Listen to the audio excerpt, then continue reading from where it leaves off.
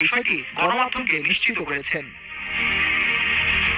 এনসিপির স্থানীয় নেতাদের দাবি, আসিফ মাহমুদ নিজে জাতীয় পরিচয়পত্র পাঠিয়েছেন, তার পক্ষের কর্মীরাই মনোনয়নপত্র সংগ্রহ করেছেন। ঠিকানায় দেখা যাচ্ছে বর্তমান ঠিকানা ঢাকা আর স্থায়ী ঠিকানা কুমিল্লা ৩ আসন মুরাদনগর। দলীয় সমন্বয়করা বলছেন রাজনৈতিক সমীকরণ বদলাতে পারে, তাই একাধিক জায়গায় মনোনয়নপত্র নেওয়া হয়েছে। পরিস্থিতি দেখে চূড়ান্ত সিদ্ধান্ত নেওয়া হবে। তবে প্রশ্ন উঠছে, ঢাকা ১০ আসনে ভোটার হওয়া, প্রচারণা চালানো সবকিছুর মাঝেও কেন হঠাৎ মুরাদনগরে মনোনয়ন নিলেন তিনি? বড় কোনো জোটগত কৌশল নাকি ব্যক্তিগত রাজনৈতিক হিসাব?